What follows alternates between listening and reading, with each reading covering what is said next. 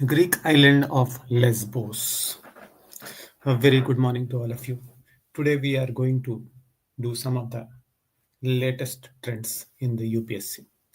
So latest topics in the UPSC. Let's begin with the Greek island of Lesbos. Now Lesbos is also called Mytilene, is a Greek island. It is the largest island after Crete and Ebe in the Aegean Sea.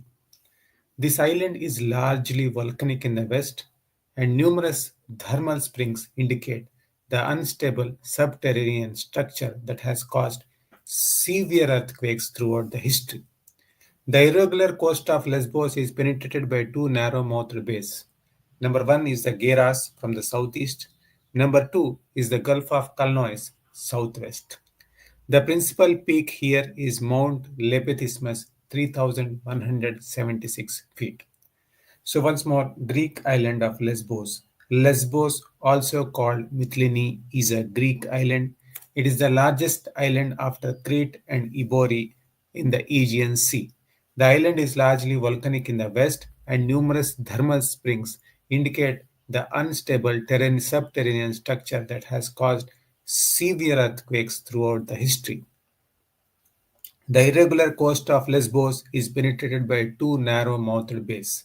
Number one is the Geras, southeast. Number two is the Gulf of Calonis, southwest. The principal peak here is Mount Lepithismus, which is about 3,176 feet. Now coming to Katchatavu Island. Katchatavu Island is an uninhabited offshore island in the Park Strait. It was part of Ramnath Kingdom of India. During the British rule, it was administered jointly by India and Sri Lanka. In the early 20th century, Sri Lanka claimed territorial ownership over the island. So in 1974, India ceded the island to Sri Lanka through a joint agreement. The island is used by fishermen of Sri Lanka and India to dry their nets. So this is Katchatavu Island, a very important topic for UPSC. It is an uninhabited offshore island in the Park Strait. It was part of Ramnath Kingdom of India. During the British rule, it was administered jointly by India and Sri Lanka. In the early 20th century, Sri Lanka claimed territorial ownership over the island. So in 1974, India ceded the island to Sri Lanka through a joint agreement. The island is used by fishermen of Sri Lanka and India to dry their nets. So we have done the Greek island of Lesbos, Katchatavu Island. Now let us move India's path to a high income economy. This is the latest trend that is running. India's path to a high income economy, HIC. A World Bank report titled Becoming a High Income Economy in a Generation highlights that India must achieve an average annual growth rate of 7.8% over the next 22 years to reach high income country status by 2047. The report stresses that ambitious reforms and their effective implementation will be necessary to meet the goal. Now, what are the key highlights of the report on becoming a high income economy? India's economic journey.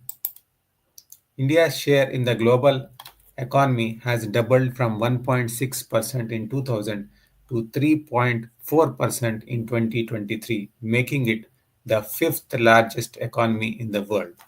For 2 decades before the pandemic, India's economy grew at an average annual rate of 6.7%, second only to China among the major economies. 2047 high income economic goal. India aspires to become high income country by 2047. To achieve this, its gross national income per capita would have to increase by nearly 8 times from US dollar 2,540 in 2023. Currently, India is lower middle income country. In 2023, the World Bank classified countries with GNI per capita income US dollar 14,005 as high income and those between 4,156 to 14,005 as upper middle income. Growth scenarios. The report outlines three possible scenarios for India's growth trajectory. However, only few countries, Chile, Romania, Poland, Czech Republic, and Slovakia, have transitioned to high income within 20 years, while nations like Brazil, Mexico, Turkey remain stuck in the upper middle income category, making this an ambitious but achievable target.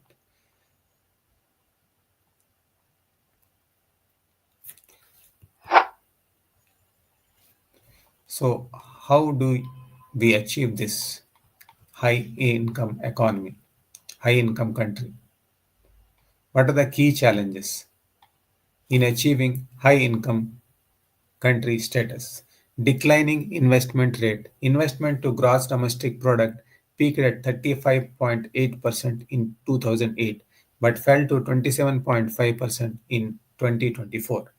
Now, FDI challenges. India's FDI to GDP ratio is just 1.6%, which is far lower than Vietnam 5% and China 3.11%. Then declining labor force participation. India's labor force participation rate LFPR is 55% in 2023, lower than amongst emerging economies. China has 65.8% labor participation rate. Women in workforce, female labor workforce participation FLFP has improved to 41.7% in 23-24. Global benchmark is over 50% and we have achieved 41.7%. Issues in job creation. 45% of India's workforce is still in agriculture, disguised unemployment, a sector with low productivity. In contrast, the share of manufacturing in total employment was around 11%. Modern market services accounted for only 7%, much lower than East Asian economies. In 23-24, 73% of India's workforce is in informal jobs compared to just 32.7% in other emerging economies. Declining trade openness. India's export and import make up 46% of GDP, that is 2023, down from 56% in 2012. Then, low global value chain participation. India has made significant gains in mobile phone exports, but high tariffs and non tariff barriers are limiting broader trade expansion. India's service sector, IT and BPO is strong, but manufacturing lags.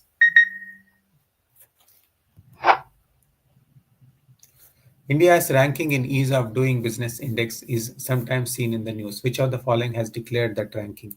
A. Organization for Economic Cooperation and Development. B. World Economic Forum. C. World Bank. D. World Trade Organization. It is World Bank. So the correct answer here is C. World Bank. Increase in absolute and per capita real GNP do not connote a higher level of economic development if A. Industrial output fails to keep pace with agricultural output, B. Agricultural output fails to keep pace with industrial output, C. Poverty and unemployment increase, D. Imports grow faster than export. So correct answer here is poverty and unemployment increase. In a given year in India, official poverty lines are higher in some states than in others because A. Poverty rates vary from state to state, B. Price levels vary from state to state, C. Gross state product varies from state to state, D. Quality of public distribution varies from state to state. So the correct answer here is price levels vary from state to state. Now, enhancing India's agri export.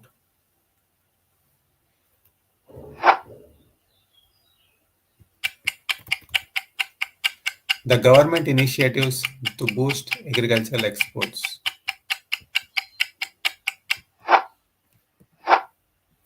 Agricultural Export Policy 2018. APEDA means Agriculture and Processed Food Product Export Development Authority. PM Formalization of Micro Food Processing Enterprises. PMFME Scheme. Krishi Udan Yojana 2.0. National Program for Organic Production. NPOP.